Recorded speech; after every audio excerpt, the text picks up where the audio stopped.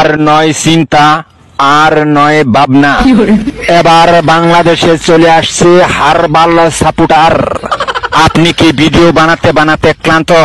সংসারে অশান্তি, ভিডিও বানাতে রুচি হচ্ছে না? আপনার ভিডিও কি কখনোই ফরিতে যায় নাই? আপনার আইডি কি দিন দিন কঙ্কাল হয়ে যাচ্ছে?